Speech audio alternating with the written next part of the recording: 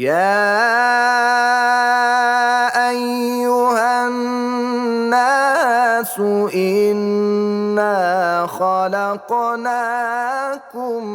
يا أيها الناس إنا خلقناكم من ذكر. السلام عليكم ورحمة الله وبركاته. الحمد لله والصلاة والسلام على سيدنا مولانا رسول الله. أشهد أن لا إله إلا الله وأشهد أن سيدنا مولانا محمدا عبده ورسوله صلى الله عليه وسلم. Dear brothers and sisters, inshallah ta'ala, today we're going to discuss another verse in which Allah subhanahu wa ta'ala addresses the entire mankind, and He starts the ayah by this call, Ya ayyuha an-nas, O mankind. And the verse that we have today is verse number 168 in Surah Al-Baqarah, 168, in which Allah subhanahu wa ta'ala says, Ya ayyuhan nasu kulu mimma fil ardi halalan tayyiba wa la tattabi'u khutuwati ash-shaytan innahu lakum aduwwun mubin. So Allah Azza wa Jalla here in this verse is giving us the permission to eat from what He has created on earth, but it has to be good and lawful for us. Halalan tayyiba, good for us and lawful for us. وَلَا تَتَّبِعُوا خُطُوَاتِ الشَّيْطَانِ, and do not follow the footsteps of the shaitan. Do not fall into his whispers. إِنَّهُ لَكُمْ عَدُوٌّ مُبِينٌ, because he is indeed a clear enemy to you. Let's comment on some of the linguistics of this verse. And you would find me in my commentary in the ayat, I like to focus on two things. Number one, Arabic language. I always like to address the Quran from the Arabic language perspective, because if you understand the language of the Quran, you will be able to understand the depth of the Quran.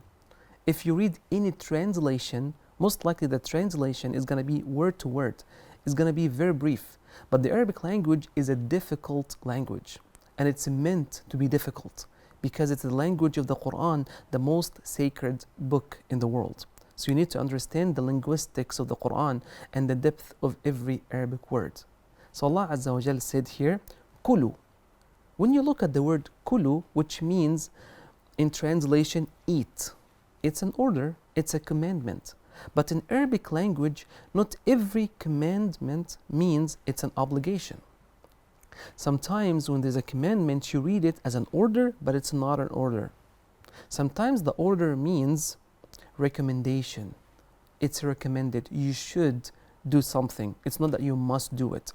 And sometimes it means something is permissible for you to do.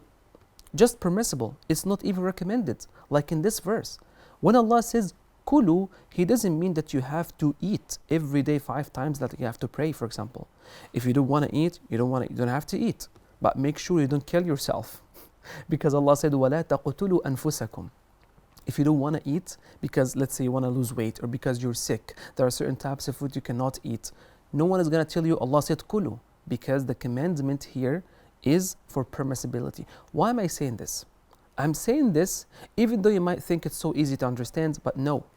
Sometimes some people, when they read the Quran and they find some orders, they think it's always for obligation, and they implement Islam or misimplement Islam, and they start spreading, lack of knowledge amongst people. So we need to understand that in Arabic language. So kulu mimma fil ardi halalan tayyiba. Again, I would like to focus on the word halal. What is the meaning of halal? It might sound like very obvious. What are you talking about? Halal means permissible. Halal means it's lawful for me. I can't do it. Okay, what is the origin of this word? Where did it come from? Halal is the opposite of aqd, not the opposite of haram. In Arabic language, halal is the opposite of aqd, not the opposite of haram. What does that mean even? Aqd means I tie something. I have a box and I close the box. Or when you buy a piece of land or a house with someone else and you have a partnership and you sign a contract between you and him. When you sign the contract, you cannot go ahead and take actions in regards to that piece of land or that house which you have it with someone else in partnership. You cannot take any decision individually. You always have to go back to him and ask him if you can sell the land or you can rent the house first. You need his approval. So you have to stop here. Why? Because you have a contract. That contract in Arabic language called aqd. Aqd means I can't do something. A box is closed, you don't know what's inside. So because of the lock on that box, you cannot see what's inside because it's ma'qood. But once I open the lock and I see what's inside, that's called hil. And that's why if I own somebody some money, for example, let's say I owed some money from someone and I told him I'm going to return this money to you on the 20th. Before the 20th, there's a aqd. He cannot pick up his phone and tell me, where is the money? He cannot say that because we have a aqd. The aqd is stopping him from asking me for his money right now. But once it is the 20th, we say in Arabic language, halla ad-dayn. Hal. Right now, he has the right to call you because now it's a halal for him to ask you this question.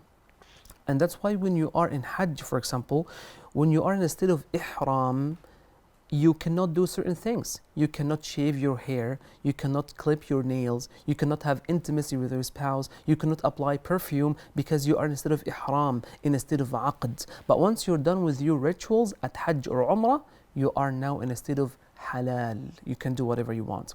Why am I saying this? I'm saying this because every time you look at a certain type of food or drink, you have to ask yourself first, is there a lock on it or not? That's how you should look at it. Is there a lock here? Is it locked? Or it's open for me? If it's open for me, that means it's a halal. You're sitting at a restaurant and all of a sudden you found people serving alcohol.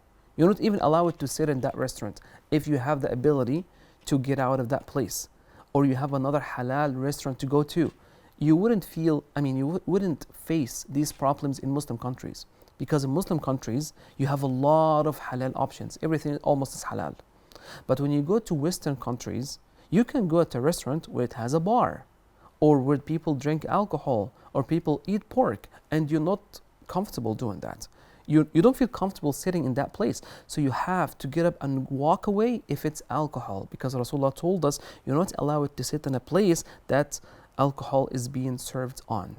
So that is the idea of kulu, eat from what's halal, what's open for you, what's not restricted for you.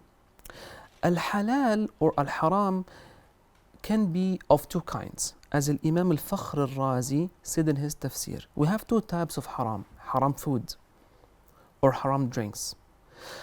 The first type is haramun fi nafsihi or fi dhatihi. The item itself is haram in itself, like eating pork. Eating pork, we don't have different opinions amongst the scholars in eating pork. It's haram. Drinking alcohol, we don't have two different opinions amongst the scholars regarding alcohol or khamr. It's haram according to every single Muslim. So it's haram in itself, haram fi dhatihi. But we have another type of haram that could be halal in dhatihi, in itself, the item itself is halal. But because of another description added to it, it became haram. Like you stole some food from someone.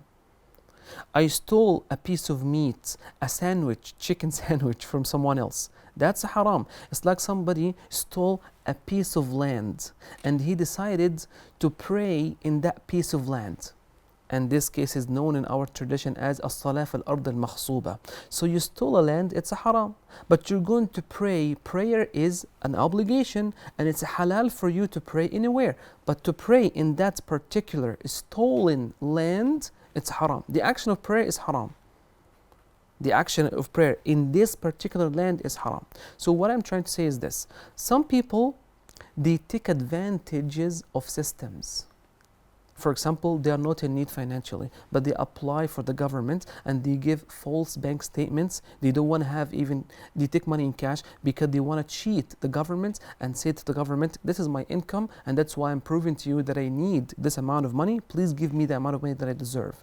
I'm deserving of zakah because of my situation. And they go on the streets and they deceive people and they ask people for money and for food and they are not needy. They're not needy. They can be lying sometimes. Again, we don't know what's in people's hearts. If somebody comes here to ask you, give him immediately if he's in need and you know he's in need. But some people take advantage. So the food can be halal, but the way that it's come to you through is haram. It came to you through a haram way, and that's what Imam al-Razi rahimahullah ta'ala wanted to point out to us in his tafsir. Why did Allah subhanahu wa ta'ala add that description of a tayyib? He could have just said, Ya ayyuhan nasu kulu mimma fil ardi halalan. O humanity, eat from what I have placed for you on earth, which is lawful for you, permissible. But he added something else. He said tayyib. It also has to be tayyib. A Muslim is supposed to look for a food that's good for him, that would nourish his body, that's healthy for his body. Islam is encouraging us to eat something healthy. And that's why Allah subhanahu wa ta'ala in Surah Abasa wa Tawalla, when he talked about the types of food in Jannah, he did not mention anything unhealthy. He said, فَأَنْبَتْنَا فِيهَا حَبًّا, grains, وَعِنَبًا وَقَضْبًا. You know, he talked about fruits and vegetables. وَزَيْتُونًا وَنَخْلًا, palm trees and olive oil. وَحَدَائِقَ غُلْبًا, gardens, fruits and vegetables. وَفَاكِهَةً وَأَبًّا, مَتَاعًا لَكُمْ وَلِأَنْعَامِكُمْ. So in Islam, Islam is asking you to eat healthy. And that's the meaning of tayyib. So it has to be healthy food and it has to be lawful for you. Let me conclude with this story. Al-Hasan al-Basri radiallahu anhu, one time he was sitting in a walima. Walima is a banquet when you make meat and you invite people to eat from the banquet. So he was sitting in a banquet and eating, and he saw somebody who is an ascetic. Ascetic person is a zahid, someone who doesn't want to enjoy much in this life and he wants to save all his enjoyment to the hereafter.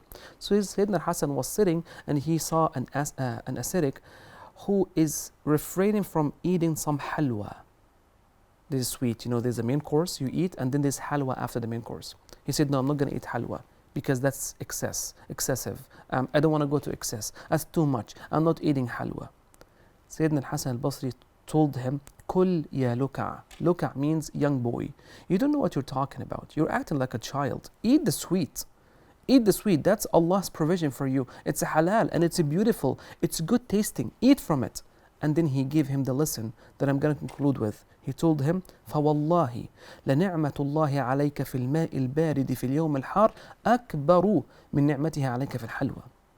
He said, you drink cold water every day in hot days.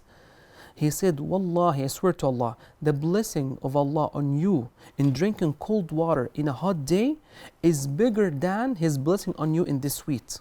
Perhaps he knows that sweet is not as healthy for you if you eat too much sweets. Or maybe he meant you can survive without eating sweet, but you cannot survive without drinking water.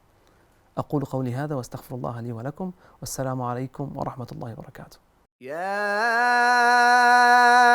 أيها الناس إنا خلقناكم